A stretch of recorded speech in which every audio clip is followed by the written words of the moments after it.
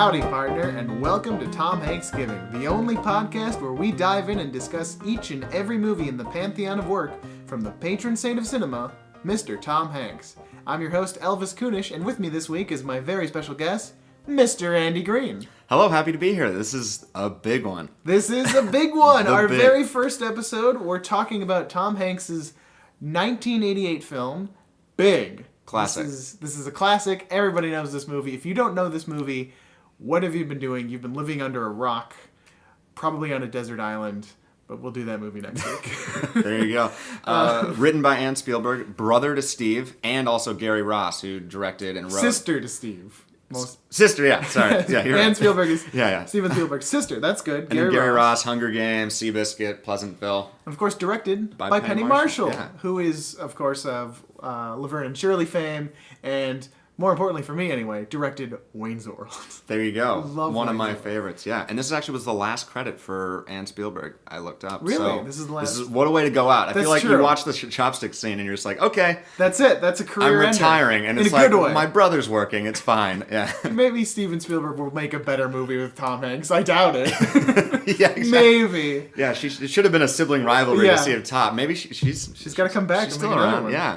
Yeah. But yeah, I guess are we just gonna dive into the movie here? Let's dive into the movie. Yeah. Very quickly though, we wanted to do this movie not only because it is a classic to start off our show, but we also wanted to do it because today, the day this podcast is being launched, is June 3rd, and this is the exact 27th anniversary of this movie. It came out on June 3rd, 1988. So. And it's almost an exact 27th anniversary of me being alive at the same time. Yeah. So like when this which movie, is more important. Of course. You're like when you first saw this movie, like you've seen this movie before. I have seen this movie before, but honestly, I didn't remember a lot of it aside from the central concept and chopsticks and that there was a love story that was a little strange. The older you get, as a kid, you love it, I guess, but like it's weird on the other side. Yeah, we're gonna break get down into that. exactly what's that all about. But yeah, I didn't remember actually loving it, but spoiler it, I loved it this time. Isn't it great? Yeah, It's a it great, is great. like, Yeah. Despite all the weird things going on, and we'll unpack some of that. This is a fun movie. It's just so great to watch, and I had seen it once or twice before in a previous TomHanksgiving ceremony, which we have every year. But before that, I hadn't seen it since I was a kid. So it's interesting being on this side, where it's like when I first saw it, I was young Josh's age, And now we're much Josh. closer to We're Tom Hanks's Hanks, age in the movie, and it's like it's certainly impacted my viewing. Yeah, of and the film. quickly before we talk, like young Josh, I thought was actually really good. David Moscow, he's apparently still acting. He is, and also he hasn't been in much. Yeah, he was in an episode of Seinfeld. I don't Yes, know. he was in the Van Buren Boys. Yeah, you would know, and he was also in Newsies, which I think is probably the one he might be most known for. But I just want to point out because a lot of like kid actors are crappy. I thought he was great. No, he was great. And there's also another MVP that we're going to get to in a little bit. Yes.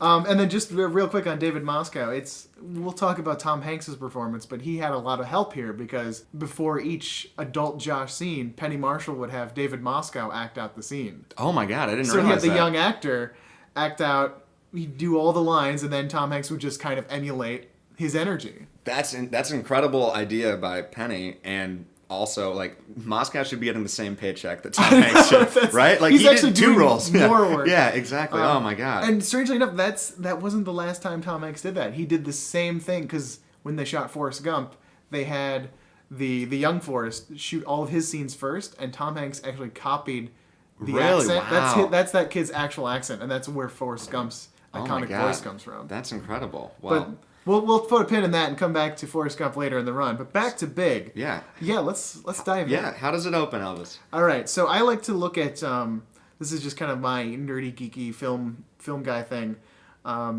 Whenever I watch a movie, I always pay very close attention to the very first shot we see and the very last shot we see, and see if there's anything like, are the writers, the directors, are they filmmakers making any statement with that? What can we glean from this? And I had completely forgotten what the first shot of Big was, and as it opens up, it's boom, a 1980s very old computer game. Yeah, the Ice Wizard. The Ice Wizard, where a sword-wielding knight of some sort is going to face off against an ice wizard who is frozen and was going to frees him up, and he doesn't know what to do, and it's like almost like it's not quite an Oregon Trail, but you have to input what your action is. Yeah, and because of his distraction, he was actually distracted by his parents as well. Yeah, he's hesitant, but he didn't know what to do. But also, I feel like half of that was the parents thing, so maybe that affects the whole overall theme. And in my mind, didn't necessarily think it was hesitancy. I didn't either. I mean, I wrote it down here because it's like that's what the computer game is saying is like, due to your hesitancy, you failed at this game, and it's like.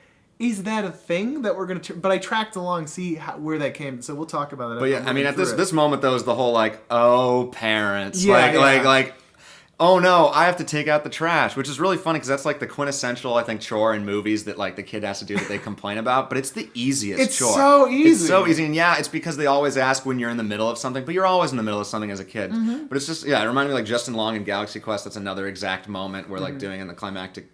thing. But yeah, this was like, thankfully there's more things that like, but that was like the first moment of like, being a kid sucks. Yeah, I know why they went with this, because they wanted to have, Josh is good with computers. Exactly. That'll come in later. Yeah. When you're a kid, it's like, the most fun thing you could do is like, I guess if it was if you were playing Halo nowadays, and your mom said that would make more sense. Yeah. So I guess it's just not contemporary. But also, I mean, today you can hit pause. Could you hit pause on the Ice Wizard here? No, yeah, I mean, that's why he died. Yeah, exactly. So yeah, mom's ruining his life. Yeah. Because of the kind of you weren't expecting a video game to start this movie off. It just reminds me of how The Princess Bride starts off with that baseball game. Oh, yeah. It's just like, that was I feel like there's got to be a list somewhere online where it's just all the 80s movies that started with a really old, like, pixelated 8-bit video game or whatever. Because that was the thing back then. in the day. I mean, and this is a 80s movie. All right, so we cut into this montage of Josh's life. He's doing chores. We see him go to school. We meet his best friend. Billy! Oh, my God. Jared Rushton, the man. He... did some work on Roseanne. That's all I really saw. Roseanne, he was in Honey, I Shrunk the Kids the year after this. God, that's a great twofer there. And then they're fooling around. They're talking about baseball. They're singing Shimmy Shimmy Shing. Wow, what's the song? Shimmy Shimmy Cocoa Pop. Shimmy Shimmy Cocoa Pop. And that's like the second most important song in the whole movie. The second most important song. But I mean, if anything, it might be the most... Plot-wise, we can argue, it might be the most. Which I like, because when they're singing it, it's just two kids hanging out. And you don't think that's going to be important. Yeah, no, almost everything in this movie really does come back. There's a lot of setup and payoff. This is a well-written movie. And I mean, I love they're talking about babes. And they're... You could see all the way down to her flowers. Like, what? Were they talking about a teacher? I don't know, but they're saying, like, you can just, like, look down her shirt, but, like, all the way down to her flowers? Is that her vagina? That is a weird shirt and a weird body. Right away, let's get into the whole... This movie is very much a young boy's perspective. Like, it's very much engrossed in puberty and what's that's like. And because there's a lot of scenes where young Josh, David Moscow, and his friend are discussing girls and just awkward things. Just like discovering sexuality. And it's awkward, but it's not inappropriate in the sense like these are young kids. And obviously they don't know what they're talking about. Yeah. But yeah, it's interesting how... Like, I had forgotten how preoccupied with sex this movie is. Yeah, well, it's interesting because it's Penny Marshall directing, so I mean, she really gets the teen boy thing. And yeah, in the scene where they're on, like, I guess the street or whatever, like in New York, you just walk by and those are the girls from school. Yeah. Because New York's small. And then, that's when we see Cynthia Benson, the babe of the movie, or at least for the first act. Yes, his young crush when he's a kid. We see Cynthia blonde, Benson. crazy hair. Yeah, she's got the 80s ponytail to the side. Yeah. She's perfect. And she's perfect. For some reason, she seems to like Josh already. Maybe it's just by virtue of him being the main character in a movie. Well, she likes Josh because she says, "Hi, Josh," and that's it. And Josh doesn't say anything back. And and then the Billy's like, because he's the man, is like, I'll figure out if she likes you. I'll do it. I'll do the work. Because Billy does the work, man. He's the adult in this movie, but that's a different... Yeah, well, Billy of the two, Josh is the more introverted. He's a little hesitant. Going back to that thing, when Cynthia talks to him, he can't say anything. He doesn't know what to say. Hesitancy. Yeah, moving forward, so we get through this kind of montage of what Josh's life is like. We see him, his life, his friends, his mom, who is played by Mercedes. I hope I'm saying this right, Mercedes Ruehl. But I recognized her immediately because she was a significant part in season 3 of Frasier. Moving on. Elvis's favorite show, which I'm sure will come up in every podcast, and if not, it's going to be a disappointment. It's not the last time it'll come up in this podcast. Oh, great. We cut to the carnival scene. Right away, I love that we start off with Josh trying to hit the hammer Oh, yeah. The hammer of strength, essentially, where you're trying to hit the thing up, and he gets wimpy. Yeah. And it's like, this movie is saying it's very much about feeling emasculated and just not being... And then it gets worse because... His parents come by and embarrass him. Oh, well, yeah. No, well, it's great because it's like, the dad is only in this one scene in the entire movie. Yes, that was really interesting. You noticed and he's that like, too. You sure you want to go on this one, son? Like that whole and who actually as a dad just says son all the time? That's a movie or book or from the 50s it's or very whatever. Unrealistic. Yeah, but it's and he's wearing this ridiculous alligator hat that I just think needs to be pointed out. The mouth is the bill. It's great. Yeah. And they're basically looking at the Super Loops ride, which is, the big, scary one. Mm-hmm. And Josh is clearly afraid, terrified, hesitant, indecisive. Mm-hmm. And he doesn't want to, he wants to do it, but he doesn't want to do it. But when he sees Cynthia, he's got to do it alone. And by alone, that means cutting through the entire line, walking through the line rather than just walking beside it. And then he just saddles up next to Cynthia, not saying anything, waiting for her to notice him. Which is kind of might be a cool move, but not the way he does it. No. And then she's happy that he's there, and they kind of have small talk. And then all of a sudden, older dude shows up and basically just pushes. Derek. Yeah, Derek is his name. I only call him he drives because that's all. And he basically just emasculates Josh immediately. And if it wasn't any worse, Josh was saying he's alone, he's done this ride before, and then all of a sudden, isn't that your parents? And the family's taking a photo of Josh. So it's basically a montage, not a montage, but just a series of all the things you are terrified as a kid to happen. The worst things: your parents embarrass you. The girl you has another boy who can drive. So he's 13. So that's a massive divide. That is such a big clearly divide. Cynthia Benson is a catch. And then also so he's in line, front in line for the thing, but he's not tall enough. No. And that's the exact allegory of this movie, or he's not tall enough. You're not tall enough. What does he need to get? He needs to get bigger. Oh no. Yeah. But so it's very much throwing all of these things at him, and it's okay, we get it, but it works. It's never it was mortifying. It never watching it. I thought it yeah. worked really well. It's 1988 version of that, but it's still. I don't think that gets any less terrifying if you see that happen. I'm with him, and he's just kind of beaten down, and so completely emasculated. And then he finds the magical guardian, Zoltar, the threshold. Zoltar speaks. He comes to the Zoltar machine, who is terrifying. Can I talk about Zoltar for a second? Talk about Zoltar. He's this giant bearded nutcracker or whatever. You can't see below his shoulder. And that always creeps me out too. You don't know what's under there. And then so he has this opening and closing thing that's just always happening. It's this utter you're just staring into utter and complete darkness. Yes. Into this maw. And it's terrifying. And then he puts in the quarter. It's funny you say the thing really is scary. They mention in the movie how scary it is, because Josh later describes him as looking like a devil. He calls him a devil. So it's a deal with the devil. It is a deal with the devil. That, yeah. He makes a deal with the devil to become big. I wish I were big. Which grammatically, I'm still not sure if that's fine, but he gets a card. Your wish is granted. Do you suppose if he had said it properly, it would have worked? Maybe not. Maybe you have to be 12 or whatever. This is a monkey's paw or something. Who knows? Yeah, it just needed. But I feel he was grammatically correct later in the movie on the second time, but he had learned by that point. That's true. But then we the last moment is basically it's not even plugged in as he walks yes! away. And how spooky? How did that even happen? Magical New Jersey, guys. Magical New Jersey. That's also a theme in this movie. That New Jersey is magical. Yes, we have a stormy night transition. That's true. It's always and stormy. We realize. I noticed there right away in the first scene. Josh has bunk beds, but he is the only child that would be in this family who could sleep in a bunk. He has no... That's true. He has one younger sister, but she's a baby, who also strangely sleeps in his room.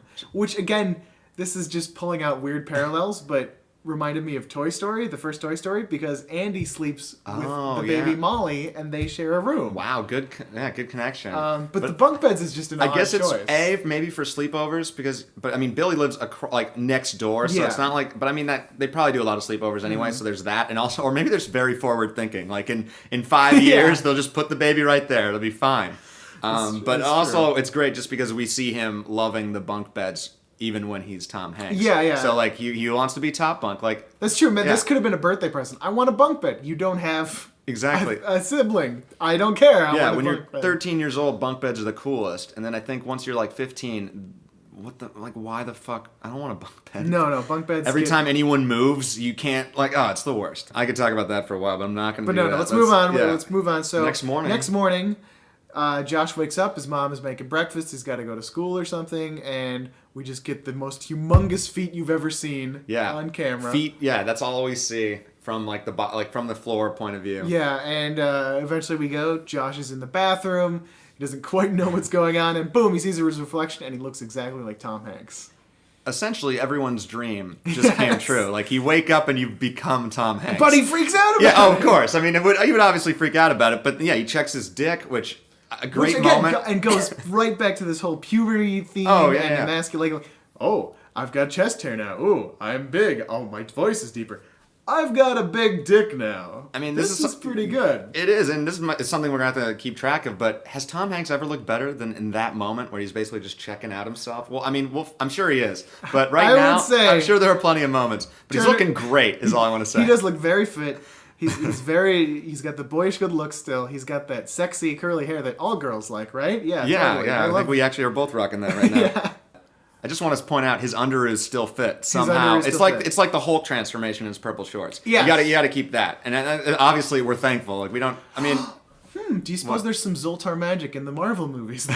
And that's why Hulk's pants always stay on. If Bruce Banner went to Zoltar and he made a wish that I wish I was no longer, that's how the Hulk got. Or I wish I was no longer big and green, and then he could ride off in the sunset. That's what he needs. Yeah. For Infinity Wars, he needs to find Zoltar. Exactly, that would be great. Anyway, so I want to say though, like him putting on the jeans and all this frantic stuff. I feel like this scene and what comes next is that star-making scene for. I mean, he's probably already a star at this point, but like in terms of this movie, it's just like, okay, sold. Everybody saw this movie. Everybody knew him as this movie. And actually, this is such a great scene. Let's focus on the performance a little bit. Like, you really buy how he's not really talking, and it's just like, him putting on the pants. It's great. Like, you totally believe his panic, but also his kind of... I mean, great physical comedian here. Mm-hmm. It's really just kind of slapstick with crazy high stakes. Yeah, very high stakes. And again, just to point out how deft this script is, I love how quickly he goes to reach into his pocket to grab his wallet, and he immediately finds the Zoltar card. So right there, we know, and he knows that this is because of the Zoltar wish. So there's no like, how did this happen conversation. We don't need to deal with that. We're moving swiftly through the script. Let's go on. We double down on this information because immediately he goes back to the carnival because he's like, this is a big mistake. I got to find the Zoltar machine. But it's gone. Every trace of this carnival has disappeared. And what do I do? So he goes back to find Mom. And in one of the most terrifying... this is a frightening scene. A fucked up scene. If you imagine this scene from the point of view of the mother... Well, if you imagine this whole movie I was thinking, you could write a compelling script that is just big from the POV of the mom, and it would be fucked up. It's just a kidnapping movie, and you're just like getting these we'll talk more about like the letters and the calls. It would be the worst as a mother. It is frightening. And so basically she's like confronted by a man who runs into her house, presumably wearing her husband's clothing. Yeah, and talking about her son. Yeah, and saying things that he should. Yeah, I'm Josh, and I have like this, birthmark. I made this for you. And he essentially exposes himself to her, which freaks her out even Shows more. The underoos again, which we just need to see Tom Hanks in underoos as often as possible. And again, from her perspective, this grown man who broke into her house is wearing her child's underwear. Yeah, exactly. This is the creepiest man that's ever walked into her life. And she pulls a knife out at him, and I totally buy it. Oh, yeah. There's the dark turn is like he just gets murdered right there. Like, movie over. But yeah, poor mom, I think, is one of those themes of this movie. And like, it doesn't really explore it enough. It's just kind of like, let's just let her suffer off screen. Which is probably... it's better. If you had to do that, you don't want this movie to be worn down. It's not about the mom, but you can't help but think, oh my God. And, she does... Mercedes has a great performance in it. Being just this broken woman. But okay. Hey, mom didn't work, so we got to go to the other person that he trusts, which is not dad, or we never see dad again. Who cares about dad? It's obviously Billy. So we get this like really awful, prototypical, like the worst PE class you could ever see, where like it's shirts and skins. Shirts and skins in 1988. Shirts and skins. Oh my God, is that a thing that? Oh my God, I can only imagine. But Billy thankfully has a shirt, but he can't make a layup to save his life. Again. Billy is also being emasculated. He's not he's a shirt because he's got to cover up. He doesn't have the muscles. He's not a grown boy. And add insult to injury, not only does he miss the layup, everyone just starts pelting him with kickballs. Like, where do they come from? And there's just like 20 of them just getting showered and hit. Like, it just becomes dodgeball where Billy is the only target. There's more balls thrown at Billy than there are children in this gym class. And his dickhead coach is just like, yeah, go clean up. Like, go to the equipment room, which at least, I guess Josh knows that that's what's going to happen because he's already in the equipment room. He's like, this happens, I guess, a lot. Billy just always gets thrown balls at. Got to pick him up. That's Billy's job. And then that's where Josh tries this again. He has take 2 on trying to convince someone that, hey, I am the Josh you know. Yes, and he tries to tell him the whole story, and this time it works because of... Shimmy, shimmy, Cocoa Pop, shimmy, shimmy, yeah. Cocoa Pop. Oh my God, we should have memorized that whole song before we did this. I should have introduced the podcast with us singing that. Oh my God, well, bygones. We'll close it with that. He comes in, he explains the situation, and going back to what you were saying before about because Josh is a kid, we start the movie as a kid, he buys into this story a little bit more, and here we have another kid perspective, like, oh, this is something that could happen because we're in that. It's one of those kids are right movies parents don't know or adults don't know. Yeah, shit. and I like that the those movie movies. is kind of playing to this rule. It's like, okay, this is a fantastic thing that couldn't happen, but a child or a young kid, a 13-year-old kid, would buy it a little bit more. And once Billy buys it, Billy becomes the MVP of this movie. Like, they go home, cops are there, like, mom's going crazy. There's like one kid muttering, "I wish I could run away." like suburbia sucks, guys. But like Billy, like, you know, hides Tom Hanks away and he steals money from his dad's emergency fund. Which, hey, it's an emergency, as he points out. I like that. He gets clothes and he goes with him to the city to solve the problem because that's where you want to go. Well, here's the other great thing about Billy being the MVP, and another thing about level-headed. Why this script is so deft. As soon as we get Billy on board, he lays it out immediately after that scene. He's like, all right, so we got to go find the Zoltar machine. Yeah. And then we'll wish you back. It's like, okay, we know what the movie is. We know the plot. Yeah. We know kind of what our stakes are, what our game is. And he just lays it out for us. Obviously, we're going to run into some problems, some distractions. But I love that... Which is also the movie, yeah, too. But I love that right away. It's like, okay, we're not fumbling around for what our goal is. Oh yeah, Billy deals with this situation far better than I would, and I think just most average people. And certainly better than Josh would. Yeah. As they go to New York, as we see the movie transitions, he accompanies Josh to New York. I just want to point out that this movie does a really good job of just showing, like, this is, you know, the evil, awful, seedy New York. Like, the first thing they see is this schizo guy just muttering, and I think the last thing he says is, "Kill a bitch." Like, as they're just walking around, and then they're like, it's just like, welcome, you know, this is a dark and awful place. Like, hookers, like, try to get them, beggars. And then in the same block where those hookers and beggars are asking, there's like, hey, here's a nice hotel, St. James. Yeah. It's a religious place. It's religious is what Billy says. So one moment where Billy might not be on point. Billy is still a kid. Yeah, so yeah, Josh, despite being an adult at this point, Billy still handles pretty much all the conversation. He sets him up in the hotel.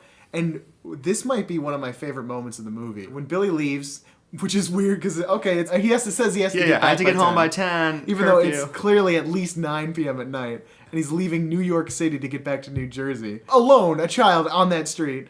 But I love the scene. He leaves and it's just a single shot. We hold on this shot for a good couple minutes as Tom Hanks adjusts to he's alone in this hotel room, and we start to hear noises outside, and he's getting scared, and then there's gunshots, and he's locking in the chain on his door, and then there's just like this really loud Spanish guy. Yeah, he's on the phone. It's obviously he can't understand him. Josh thinks he's yelling at him probably, but he's obviously not, even though he seems like an ordinary guy.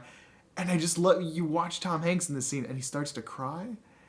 And it's so, like, the acting is very powerful. Yeah, it's incredible. Like, it ends up with him, he breaks down and cries, he's just sitting in that chair, and then he just kind of, like, crawls into bed, and he's just whimpering for his mom. Mm-hmm. And it's heartbreaking, and it's like, being an adult sucks, guys. Like, this is why this movie is so good, because it goes to these dark places. We only get glimpses of the mom story, but we have some of it in Josh's story, too, where this is one of the biggest moments where it's like, immediately, like, we're kind of juggling back and forth. He hasn't really been seduced by the what's great about being an adult lifestyle right now. Right now, it's just like he wanted to be big. He wanted to get through this thing. Exactly. And immediately, he deals with the consequences of being an adult is scary. Yeah, and I think every kid has that fantasy of being an adult, and in the first 2 scenes or whatever, we're just like, all of a sudden like, oh, regret that decision. Yeah.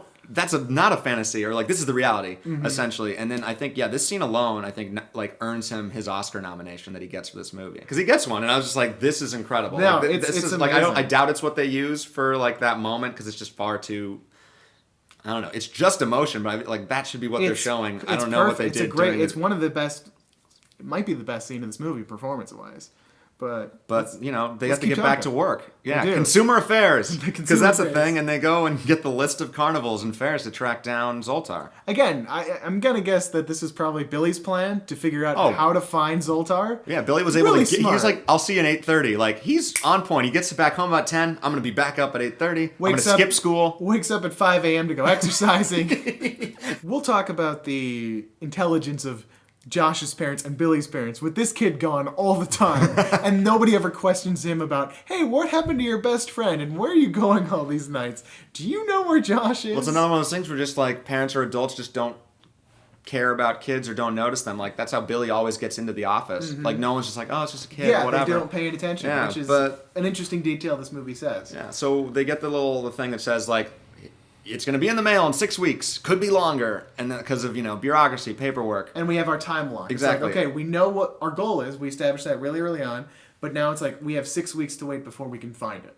Although for Josh, he says, I'll be 30 for the rest of my life. And Billy, of course, is like, you look a little older. And it was great. And so the stakes are there. We know the time frame. He has to be an adult for 6 weeks. And he's running out of money. So the first thing I need to do? Get a job. What are you good at? I don't know, making spitballs? But wait, Andy, was there something earlier in the movie that Josh was preoccupied with? Something he could have been good at? It might have been, what, computers? Computers? Video! Wait a minute, read that computer one. For a toy company? Would you stop with your stupid computers, Billy says, but then nope, for a toy company, which, of course, is the perfect job for a kid. Of course. Which we only find out even more. But yeah, so he goes in. Because it's easy to just walk into an interview. They're very smart with the wardrobe in this movie, not only for Tom Hanks, but for Elizabeth Perkins.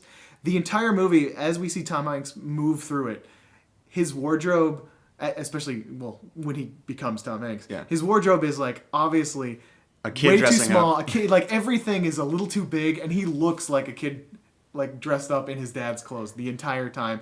But as the movie goes on, what a kid would want to wear when he's an adult. Yeah. And as it goes on, he starts to get more sensible and actually looking like an adult.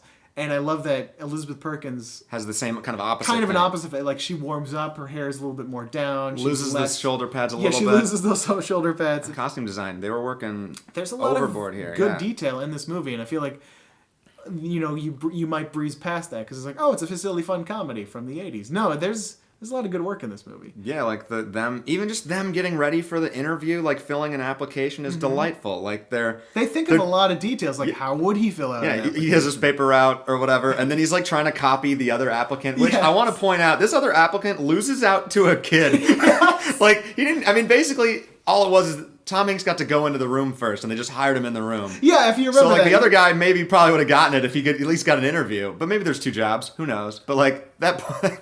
But then there's not even an interview. He asks him 2 questions, and then Elizabeth Perkins comes in, and we meet her for the first time. Susan is her name. She distracts the hiring manager because why would she interrupt an interview in the first place? Well, I think what we're led to believe is it's something like some other employee is giving her problems or like something. So like this job needs to happen right now. Basically, I think is what happened. I forget the mechanics of it, but it was basically like, this guy sucks, my life sucks. She leaves, and that's basically how he gets the job. It's like, when can you start? And he's like, anytime, basically, or whatever. Yeah. Soon is what he said. Yeah, and then because it's 1988, he sits down next to John Lovitz. Yes, John Lovitz, perhaps my favorite cameo in this movie. He's just this kind of pervy, the smarmiest man, guy. Well, as John Lovitz is exactly. to do. Like this is it's the persona. This is where it's John Lovitz we know and Lovitz. He kind of introduces Josh to the world. He makes this terrific joke about this woman. Say hi to her. She's all yours. And then I forget. Talking about like she'll wrap it around you. She'll wrap around her without legs mercy. around you without mercy. And Tom Hanks is like, well, I'll stay away from her. And then John's like, okay, I'm not going to talk to you anymore. Yes. That's pretty much what that is. And then, and then I think Josh then meets, we meet the team, the 3 of them. We get McMillan, Paul, John Hurd's character, of John Hurd, of course, the dad from Home Alone, and probably other things, but that's all that matters. We only need to remember Home Alone. And then obviously Elizabeth Perkins. So that's like kind of the trio that was working here together before Tom Hanks literally breaks them up because they just run into each other, colliding, shaking the status quo. Right. And you said the trio. Did we mention McMillan? Robert Loggia. Yeah, who also an MVP in this movie. He's fantastic. He's fantastic. He was also in an episode of Frasier. Of course, I mean, he's probably in an episode of every show. That's true. This guy's amazing. But yeah, it's really nice to see. We'll get into it, but it's really nice to see a boss character be like this nice guy, this like kind of whimsical. I mean, he's a toy CEO, so it kind of makes sense a little bit. But I feel like he's like what James Caan becomes in Elf. Like he becomes that, but we don't. Thankfully, he's just right there. Yeah, he's already there. There's not a lot of journey for this guy's character. But I'm cool with that. It's refreshing to see like a boss who's not a dickhead. The dickhead role is Paul, John Hurd, and that's enough. Even though this new employee just smashed into him, he's like already jovial off the bat. He's kind of like Santa Claus. Yeah, and he's also like, where were you headed off to? He's like, oh, I got to take copies. You got initiative. You're going fast. Or you're in a hurry or whatever. I like that. Yeah, he's looking for the positive. I love that. It's so lame that they have this moment where they literally crash into and there's just papers everywhere and Tom Hanks and Elizabeth Perkins are actually picking up papers together. Of course, they're bonding. And there's that already. moment where he's just staring down her shirt and her brassiere. I actually really like that moment because again, it seed to her flowers, man. Seed to her flowers. No, it maybe that's what it is. Maybe the bra had flowery shapes. That makes way more sense. They're not looking at a vagina. That's impossible. They don't have X-ray vision. We called to it earlier. It's obvious that Josh hasn't seen a bra before in his life, and this is the first time he has, and that's a significant moment for a young boy's development. This movie is not fooling around. It's definitely about puberty. And I feel like she would have noticed, but she either liked it or was just like oblivious to the fact that he just stares at her chest for about 5 seconds. Well, we'll get into why Elizabeth Perkins' character is a little troubling. Yeah, exactly. But speaking of troubling, the next moment is adult Josh, calling mom to tell her that Josh is all right.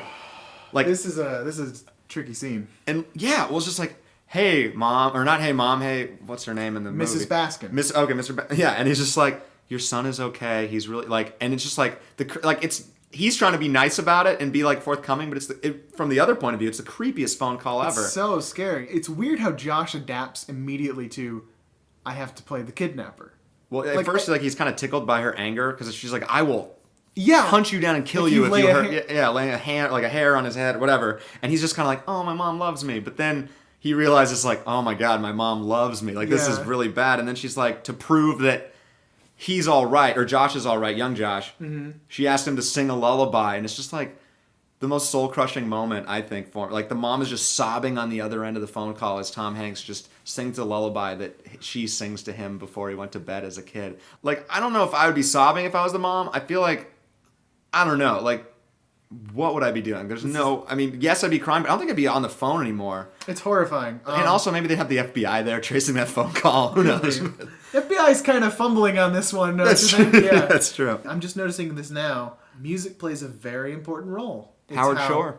Well, I mean, not just the score. I just want to say. This is how Josh and Billy line That's up true. to the Shimmy, song. Shimmy, Coco, Pop. This is how The Josh lullaby. and his mom essentially... I feel like it was like watercolor... Memories. Yeah. Something like that. Yeah. They confirm that it's Josh and there's that bond there. Music is also how he bonds with the CEO of the company, McMillan.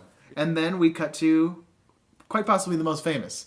We're at F.A.O. Schwartz. The toy store. The greatest toy store in every movie you've ever seen. We see Tom Hanks play with a random kid. He's laser tagging. And of course he runs into... McMillan, who's just there because you can't see this kind of stuff on a work report. Exactly. What's a work report? Exactly. And I don't know if you figured this out. I just want to point this out. F.A.O. Schwartz is actually closing on July 15th this year. No. Yeah, Toys R Us is moving out. And because I wanted to look up how maybe the stock of the company or whatever, if it had an effect with Big. And I didn't really get any sort of answer on that. But then I just found out that F.A.O. Schwartz is no longer going to exist. It's the most... Or at least the New York branch. But whatever. But like that's the most iconic toy That is story. the branch. Exactly. So let's have one moment of silence for F.A. Schwartz. All right, and now let's talk about keyboards. There was a big standing size piano keyboard that lived in FAO Schwartz, but it wasn't big enough for what they needed to do the scene. So Penny Marshall. Is there anything big enough for this scene? This scene is one of the best in cinematic history, this right? This is one of the greatest scenes. How hard is it to shoot this thing, too? Like, what? It's incredible. Yeah, and they had Tom Hanks and Robert Loggia notice that there were doubles with their outfits that day on the scene. So they were like, if we don't get this right, they're going to shoot it with other people. So they committed, and they filmed every single shot in that movie, the two of them. It was so good. I love that, like, he got 3 years of lessons as a kid, and he could do this. Like, I feel like even if you're like, it's a way different playing the piano than playing with your feet, but it's awesome. Who cares? It's so good. Yeah, I wonder, I was going to ask, like, do you think the kid had to do that scene too first? Probably not, but that would be interesting. Not. But yeah, because they did say he filmed most scenes. But so they have this wonderful moment, and like he's just like, this guy knows all about toys. Before that, they were walking around, and he was like giving insight into toys. Mm-hmm. Like, what's wrong with this hockey game? It's not like hockey, man. And so the next day, did you have more to talk about Chopsticks? Sorry, just that scene again, one of the most iconic things we have, and I think that's a great example of. It's weird how the dad only appears for that one scene. I almost wonder if the movie would be stronger if he wasn't in it.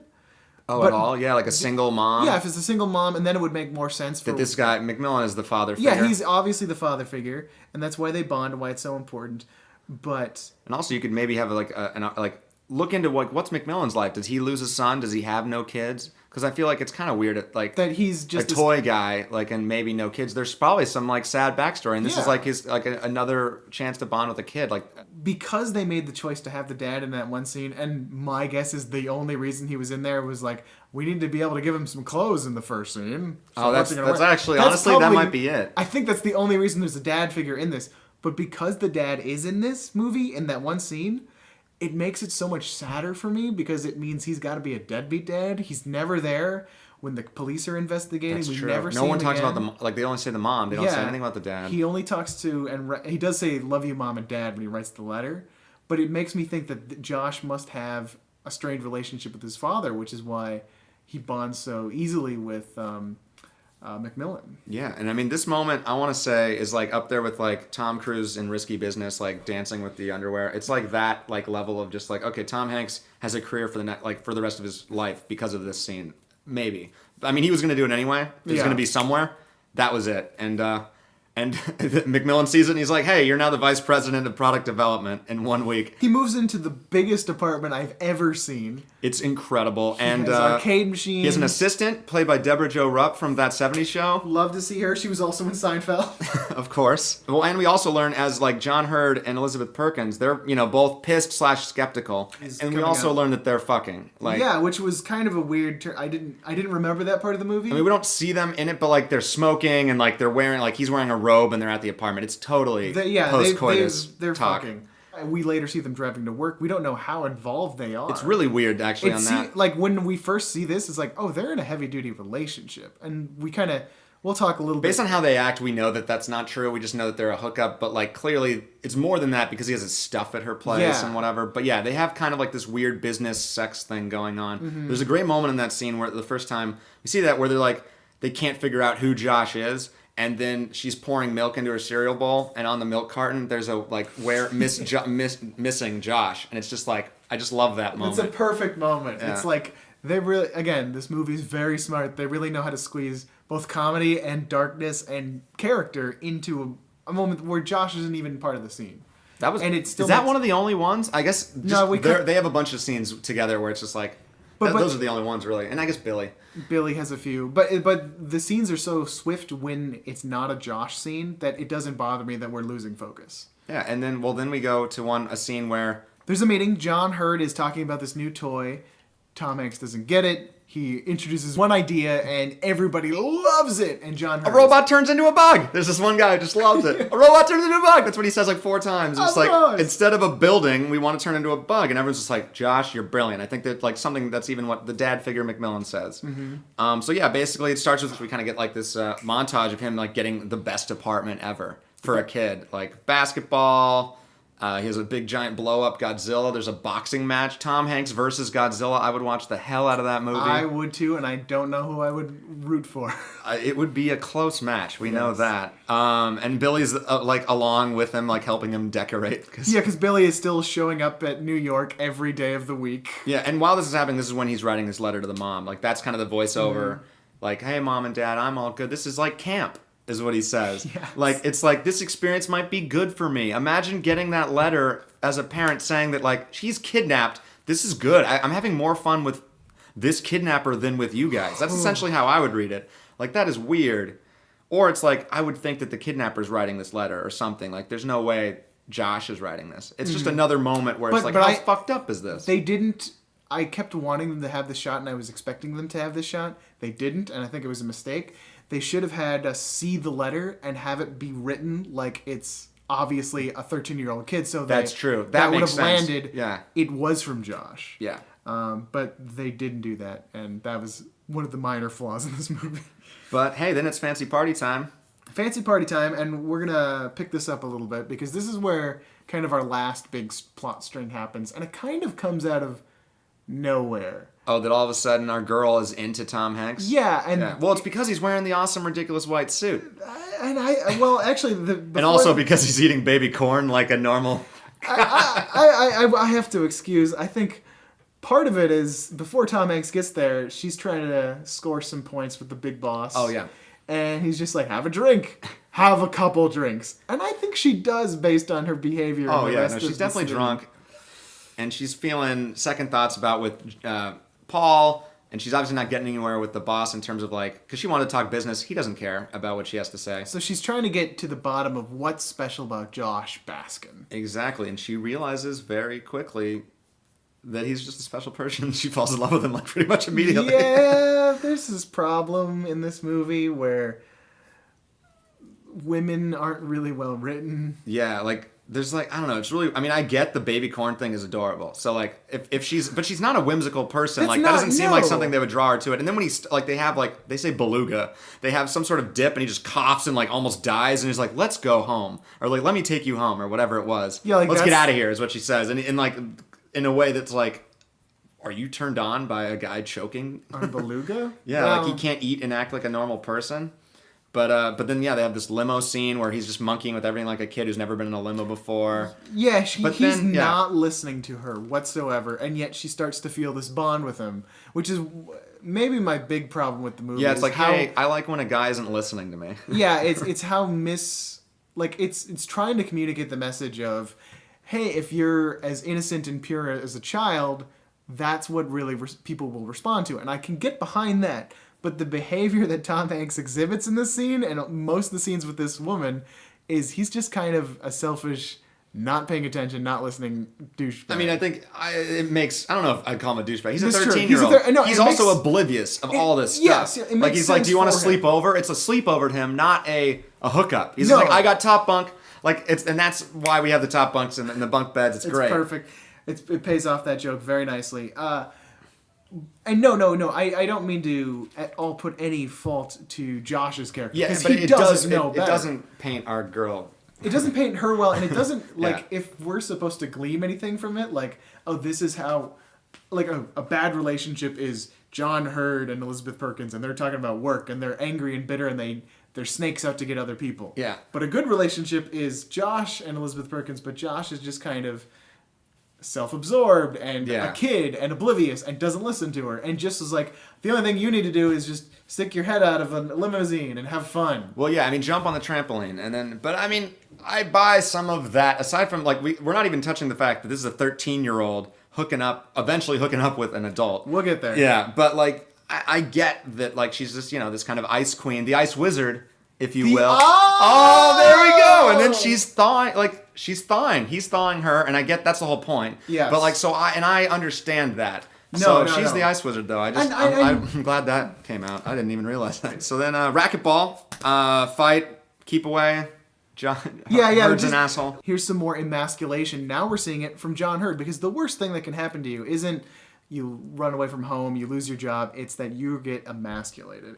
Well, no, this happened like in the car. They have a weird car scene. After their sleepover, he's like, how was your night? Like, they're still driving together, so I'm not really sure how that worked. Like, they're still driving to work, carpooling. I mean, obviously, she didn't come back to her apartment if he was there. So I feel like they haven't broken up yet. They haven't had the moment where, and that happens after this fight, after the racquetball, where he punches Tom Hanks that we don't see, which I feel like is kind of a thing that maybe we should see. And then it just cuts to Josh getting bandaged by Susan, and then after that, basically, aside from saying he's afraid of you, and then Tom Hanks saying I don't get it, meaning he doesn't get the themes that are at play in the movie that you're talking about, and then that's when she's like, take your exercise tape, we're through. And that's but they have their first almost kiss there. She kisses that's true. His cheek. She kisses his cheek. Yeah, and then we find out that Susan fucks everybody as well. Yeah, this is where let's put a break on for a minute. Let's talk about the problem with Susan. Okay. Elizabeth Perkins does a very nice job acting this role, but they confirm in this scene that she has basically been the work slut. She has slept with people to get ahead. He's just another link on the chain, I believe is what John Hurt says. And she almost, she cops to it. Well, except for one person is like, I can't believe you brought up, Mulligan or whatever it was. I think it was Goldstein. It was it was Goldman, Goldstein. Yeah, it was something like that. That was the one guy you can't bring up. But there was 4 names that John mentioned. I mean, he was one of them. Yeah. And he also mentioned Tom Hanks. So I guess there was 3 before Josh, and it's not like she slept with Josh. And this is different, as she says. That is what she says. I mean, it is very different, but it is very. Yeah. Oh God, she doesn't even know how different it is. She doesn't know, but it's very problematic. This is how we're choosing to characterize our essentially one female character. We had Cynthia for a second. Well, and we have the mom, but she's getting way worse. They're not. There's not a lot of good treatment of women in this movie. Penny Marshall. Yeah, it's perfectly acceptable for a woman to have sex with as many people as she wants, but they're characterizing it in this negative way where she's doing it just to get ahead. Yeah, and kind of like a work thing. Yeah, exactly. And that's always like a no-no. Yeah. So, but anyway, carnival date with Susan. He blows off Billy because it's his birthday. So this is a sad thing for the mom. He has a birthday that he's away from. Without his mom. Yeah. Oh my God. Which we touch on later. Actually, because he ends the movie at 13, which means he's 12 for the first part of this. Oh, that's true. And Penny Marshall's like, we need to make sure he's at least 13 when they have sex. Not that, it doesn't matter. 13 to 14 doesn't make it that much better. No. But I think it could have been. I feel like 12 to 13, that's a huge step. That is a huge leap. But yeah, they go on the rides again, and there's a carnival in New York. They miss seeing the Zoltar. Yeah, they pass Zoltar because he's having so much fun. They go dancing. It's like, hey, remember, audience? Remember, this is what the movie's leading to. And before that, when they were on the ride, it was basically like they had sex, but they didn't. She's screaming as they're going through the thing. Tom Hanks is having the time of his life, and at the end, Tom Hanks is like, "Do you want to go again?" Okay. And then so they go dancing, and she asks him, "What were you like when you were younger?" And he's pretty much the same. And she's like, I believe that. This is the scene that line, what were you like when you were younger? That's the scene. The style of humor reminds me of the first Back to the Future film. When Marty is going on a date with his mom. And there's these weird feelings between... Oh, God, what does it say about me if I love Big and Back to the Future? Well, they're fantastic movies. That's what it says. All right, good. But just to get on and to compare those for just a moment... Back to the Future has this weird thing where the mom's attracted to the son, but it makes sense because it's not actually a sexual attraction; it's a familial attraction, and she confirms that. We don't get it until they kiss, and they're kiss, oh, it's like kissing my brother. Yeah. But there's a strong bond there, and I think that's really smart writing, and it's we see why she would be attracted to him in the first place, and it's not creepy because obviously there's creepy things we're getting from it because of the way it's presented, but when it comes down to it, she's just attracted to him because they have a familial bond. Yeah. And it's not a weird Oedipus thing at all. The humor comes from this, what we know as the audience, but the characters don't quite know. Yeah, and in this movie, it's that Susan is attracted to him because of his youth. Yeah. With this weird thing that all women really want is a 12-year-old dude. That's the message. I was thinking maybe you could kind of buy in the similar thing, maybe Susan is ready to be a mom, and that's why she finds children, the childlike thing's so charming. I don't know if that's any better, but yeah. It's awful, actually. But it kind of falls apart because,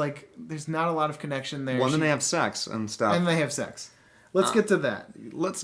Well, but first, like, let's get to the line that he uses before he kisses her. He's like, I have something I need to tell you. And then he just kisses her because he's like, instead of telling her the truth, yes, he goes for it. And then they, go to the bedroom. He just touches her boob for about a minute, as you would do for the first time touching a boob. I know, that's how I did it. She turns the light off, and then Josh turns the light back on because he wants to see this. He has not seen this before. And also, you should keep the lights on, you know? I prescribed that. Andy you want Greene. to see what happens. See everything, every crevice. Exactly. See every crevice. And then there's like this fantastic post-coital like triumphant lap around the office. Like even this man's like, "Come on, man." Yeah, so he has sex and apparently he's like now corrupted. He's a man. The greatest thing. He's acting more like an adult. He orders coffee black. You don't like coffee. He does now. He's been inside a woman. Moving forward, the relationship starts to be weighing on Josh's character, and we come back to this indecisiveness. He's kind of succeeding at his job. Things are going really well with the girlfriend. He's kind of liking adult life, and he's blowing off Billy, who just finally has the answer they need. He got the letter from the Consumer Affairs, and they know where Zoltar is, but he's blowing off Billy. Yeah, no, he comes to his office, and he basically's like, I'm busy, you know, this is important. This isn't important. And he's like, and then Billy has this great moment. He's like, who the fuck do you think you are? He actually swears. He drops an F-bomb in this movie. Yeah, I think he's the only one who swears in this entire movie. It's Billy. He says twice. He says, who the fuck do you think you are? And then, I'm your best friend. What's more important than that? And then he stomps off, and as he walks out, he says, I'm 3 months older than you, asshole. And it's my favorite line in the movie because like that 3 months is apparently the greatest maturity. That's why that 3 months explains everything. Yes, Billy, those 3 months, he's just an adult already. After the falling out with Billy, we call back to the wizard game, the computer game he was playing at the very beginning, and this time he knows how to solve it. He melts the wizard, which again is sort of what he's been doing with Ice Queen Elizabeth Perkins. But did you find it strange that this scene was placed here? Because what happens immediately afterward is he goes home to the neighborhood to kind of wax nostalgia over his old stomping grounds. And even though the way they kind of film it, he's just creeping on kids. It almost looks like a dream sequence to me because it fades in and out between it, and it's almost like he was just there in his head because it's like the same dinner table he's at, and Elizabeth Perkins asks him the question. I don't think that's necessarily textual, but I noticed that as a possibility. Yeah, but this is like a moment where he's like, oh, I miss all these kid things. He sees Cynthia, the girl that he should be pining over, in with He Drives and like his convertible, and all these different. There's a yearbook photo he watches, kids playing with leaves and baseball. His baseball team, the Dukes. Yeah. He doesn't. Interesting enough, he doesn't go back and apologize to Billy though, and he doesn't hit up his mom. Which is probably a good thing. For the best at this point. Yeah. But yeah, maybe he stays away because of the police activity or something. Although there's none when we get to the later movie. So after this moment, he knows that he has to do something, and he goes to Susan, and he finally tells her the truth. Mm-hmm. Before I met you, I was in Little League. This is the scene where it's like he's trying to explain it, and he over-explains it, and it starts to make me feel like the movie's a little silly when he does that. Well, yeah, no, they're trying to, like, map it onto, like, he's a commitment phobe, not a 13-year-old. Yeah. There's all these different reasons why she doesn't believe him. And then, because he's like, I'm 13 years old. And she's just like, who isn't? It's like, what? But yeah, so then, basically the presentation's tomorrow. We cut to that. On the eve of the presentation, he's looking out the window. And that's, I think, Billy gives him this. Yeah, Billy comes in, he's like, here you go. It's a carnival in New Jersey. That's where it was. And now it's at Sea Point Park in New York. He gives that's all he wrote. He just wrote Sea Point Park, New York, and then he left because at this point it kind of looked like Tom Hanks was busy and he's going to go and do the proposal. Billy gives up on Josh. And it seems like Josh is over Billy and he's going to stay as an adult. And then they start the toy meeting where they're going to pitch their big $1 billion proposal for this comic book. And Paul, of course, doesn't get it. He does that awesome reversal. I don't get it. He waves his hand in the air. I love how immediately everybody in the office is like, oh, shut up, Paul. Nobody buys it. Yeah, and then like Josh, basically after because Susan backs up Josh and says like, oh, everyone will love this idea. Like you can put in a new cartridge, get new games, and Josh leaves. What is it that makes Josh leave? Why did he, I mean, obviously he got the note from Billy, and he's been kind of struggling at this point, and she didn't believe him. But is there a moment in that scene that, clinches it for him? I'm not sure if it might just be, the I don't get it, and he realizes that he actually doesn't get it. Like, he isn't an adult. Maybe it's that moment.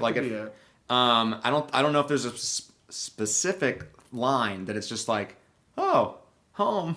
I don't know. I think he just needed to at least have this meeting because it's a more dramatic thing to do, like cinematically, like to leave in the middle of a meeting. So I think that's honestly what it is. He's over the indecision at this point. He makes a decision. Yeah. So he runs. So he runs out. In a taxi. Billy watches him go as he's getting a hot dog. And Susan chases after him. Susan actually finds Billy, and she's starting to believe this story. Oh yeah, he believes the story because there's a line that she has where because a kid's never gonna buy these, and then she for whatever reason that line, a kid, oh he's a kid, yeah, okay, and then they have this moment do you know Josh, and he's like yeah, and he's like I'm his girlfriend, and then he goes it's great, and then where's he going, and then she follows. It's a chase scene, not really, but anyway we get to Zoltar. Tom Hanks, he returns to the carnival, or at least the pier where they were on their date, exactly, and he had missed Zoltar the first time. He finds Zoltar, and he makes the second wish, this time with proper grammar. I wish I was a kid again. And by the time the wish is made, that's when Susan shows up, so it's a little too late. And she starts to accept the fact. I like to believe that she doesn't really believe it until that very last part of the movie. I want to say that too, because I don't buy that she does. Yeah. But I also buy that she would be curious about where the fuck he's going. Yeah. If anything, not the very end, but this scene and the scene we were talking about where he tells her, it's probably my least favorite part of the movie. It's the most hard one to, when you write this movie, is everything else is great almost, but this whole love story is problematic, obviously. Mm-hmm. And it's just so how old are you? 15? 16? No, I'm 13. And 15 and 16 would have been better. Yeah, that's still statutory, sister. Yeah. I have not seen there's been many movies where it's about a young teenager who grows up. I have never seen a version like 13 going on 30 where it's the flipped gender. If this movie, the genders were reversed, would that have been okay? Honestly, for Tom Hanks to sleep with a Elizabeth Perkins who was 13 years old? Could they have ever made that movie?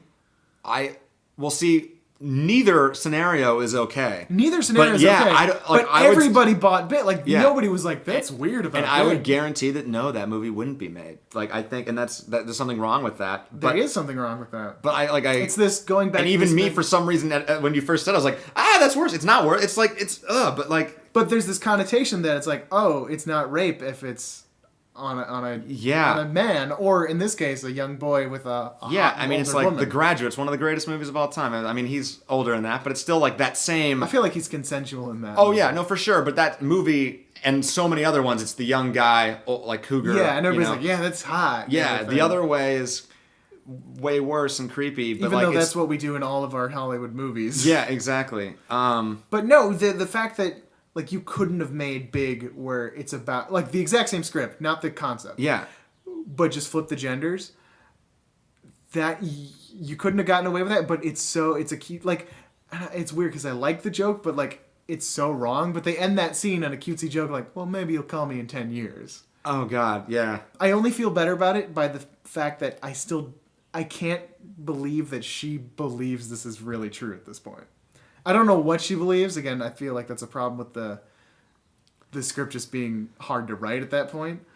Because you have to play her some way, and we need to end this movie. It's only 104 minutes, which, by the way, we're very rapidly approaching that. This podcast is about to be 104 minutes, yeah. We like to be a minute by a minute, however long the movie is. Next time it'll just be a commentary track.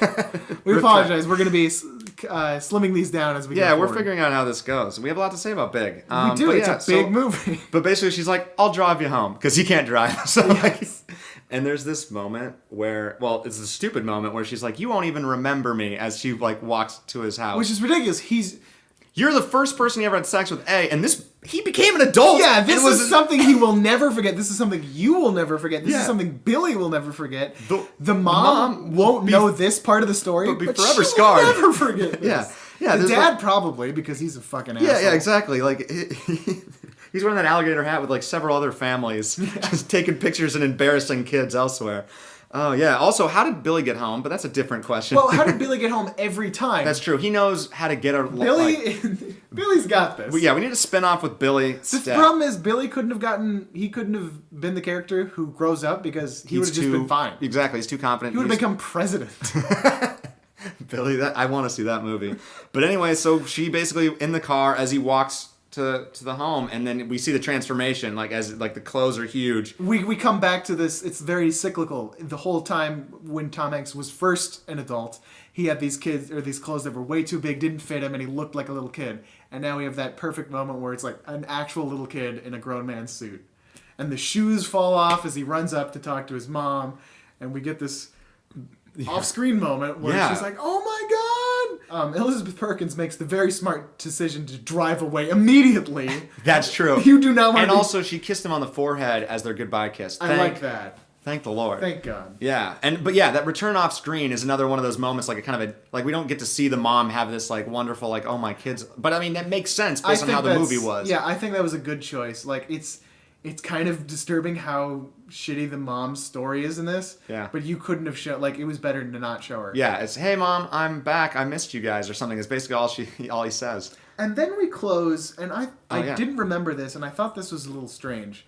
We close on a similar shot to the opening montage, where we're just seeing the backs of young Josh and Billy, reunited as friends, walking down the street, just talking about shooting the shit.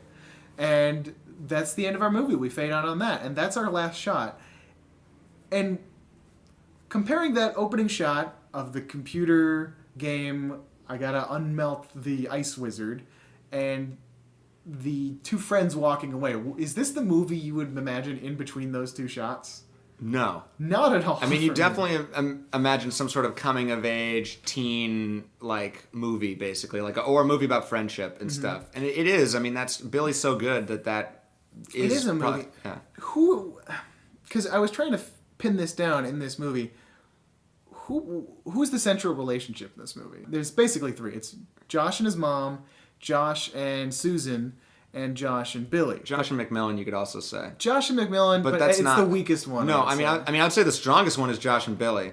And then Josh and Susan is the one that is problematic, but it becomes, in the second and third act, the main one because it's a Hollywood love story for some reason. Because they see this story and like, they gotta fall in love. Yeah. But I mean, I think those are the two central ones. The mom one, as we've said, is kind of a one-sided. It seems like this movie, like thematically, it should be more relationship between them. Like maybe I want it to be more about the mom and the son, because that's the thing that's like horrifying here. Yeah. But contextually, it feels like the movie is really about Josh and Susan and having that first love. Yeah, no, that's true. But the way they frame it back to, especially Billy being in that last shot, like that's what it's all about. I guess it makes sense because he's the only one who he can share this journey with. And I guess that's what you grow up with your friends.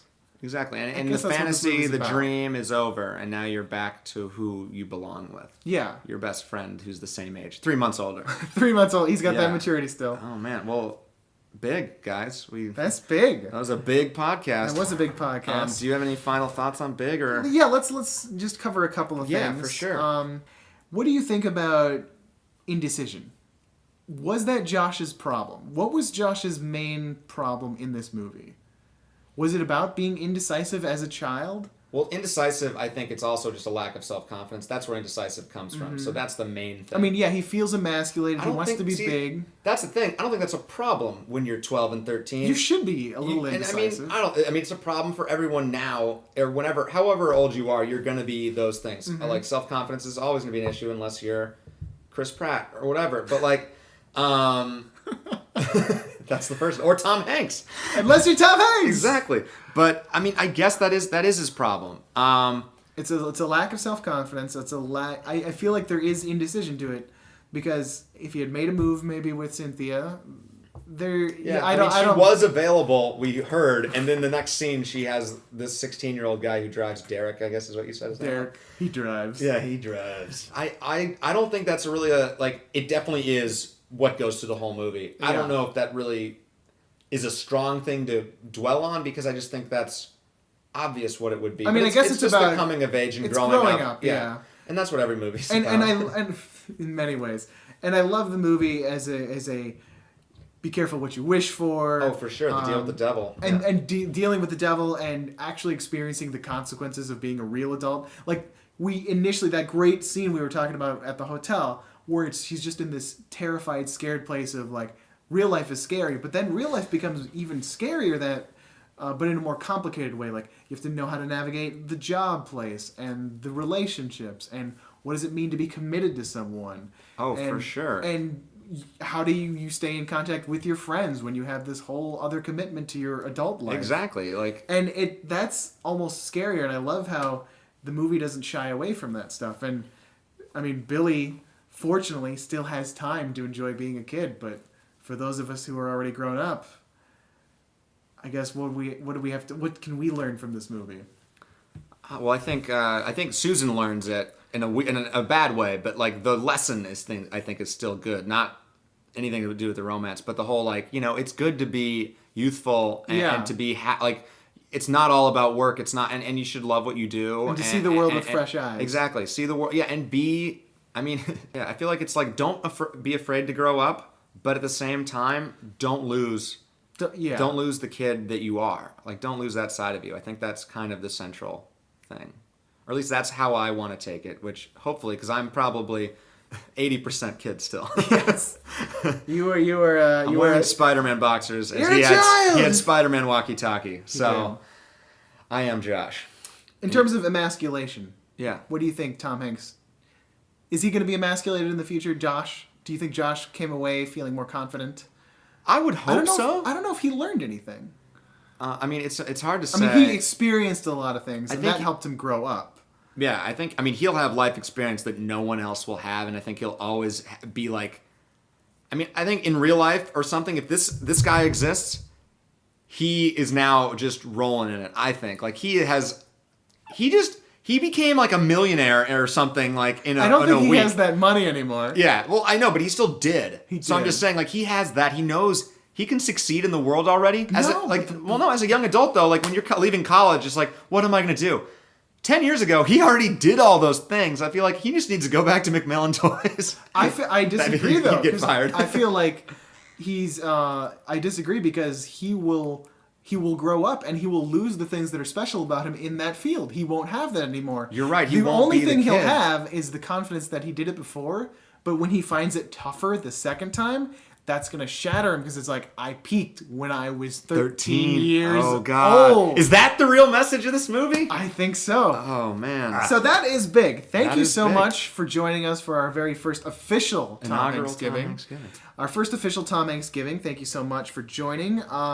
If you have any thoughts, if you'd like to take part in the conversation, what was your favorite moments in Big? Was there anything we missed? Write to us at tomhankspod@gmail.com or find us on Twitter at tomhankspod. I'm at Wandering Green. That's Wandering Green with an E at the end. And I'm at Elvis Kunesh. So find us there. And this has been a great week. Thank you so much for coming on the show. Oh, thank Andy. you. I had a lot to say, a lot of fun. You did. I can't wait to come back. Andy will return. I will be back next week with Castaway. And that movie is available on Netflix, so go watch it. Get ready for next week's discussion. And that is it for this week. Have a Tom Hanks day. And also, I just have to give kudos to you for this brilliant thought that you had about what if she got pregnant? Oh, and that was like, if this was a Netflix show, this is season 2. Yeah.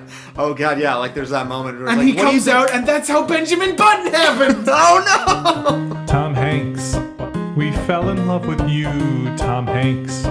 Just like so many do deeply, because you made us smile, and your great on-screen style. So that's why we give thanks, 'cause you got a friend